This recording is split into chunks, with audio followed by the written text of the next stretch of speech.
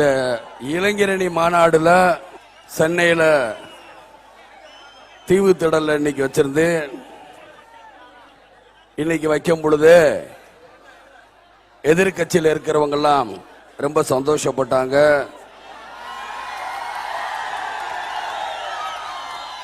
அதற்கு என்னென்ன தடையெல்லாம் பண்ணணுமோ செய்தாங்க. மழை வரும், மழை வந்து இந்த மாநாடை கெடுத்து விடும். ஆனால் நான் தெய்வத்தையும் மக்களையும் நம்பிதான் இந்த அரசியல் ஆரம்பித்திருக்கிறேன். அந்த தெய்வம் எனக்கு கை கொடுத்திருக்கு, இந்த மக்களும் எனக்கு கை கொடுத்திருக்கிறார்கள்.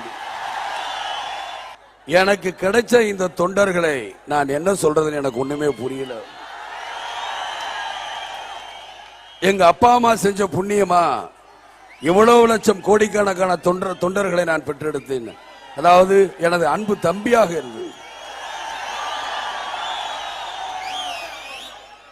இளைஞரணி மாநாடுக்கு வாங்க தான் சொன்னேன். கன்னியாகுமரியிலிருந்து சென்னை வரைக்கும் பேனரும் செவத்தில் எழுதி வச்சுக்கணும்.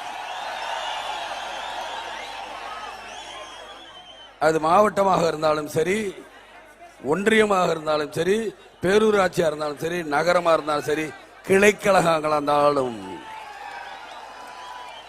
அவன் நகரத்தில் பகுதி செயலாளர் இருந்தாலும், வட்டமாக இருந்தாலும் சரி, வார்டுகளாக இருந்தாலும் சரி, மிக சீரும் சிறப்புமாக செய்திருந்தார்கள்.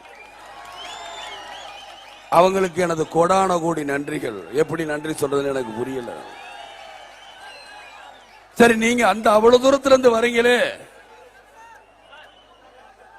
மத்திய சென்னை, தென் சென்னை, வட சென்னை, இவங்க எப்படி வரவேற்பு கொடுப்பாங்களுங்கும் பொழுது மிக பிரமாதமாக வரவேற்பு கொடுத்திருந்தார்கள். வந்த பக்கமெல்லாம் எந்த பக்கம் வருகிறார்களோ அந்த பக்கம் நல்ல பேனர்களை வைத்து, தேசிய முற்போக்கு திராவிட கழகம் தான் முதல் கட்சி, வேற எதுவும் கட்சி கிடையாது அப்படிங்கிறத சென்னையில நிரூபிச்சு காட்டினாங்க எல்லாரும்.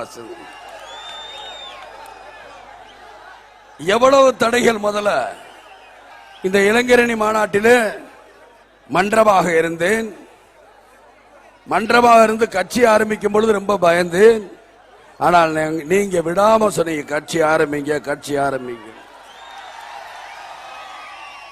முதலில் கொடி கொடுங்க நீங்க. அப்ப நான் சொன்னேன், கொடி கொடுத்தா கட்சி ஆரம்பிங்கன்னு சொல்லுவீங்களே.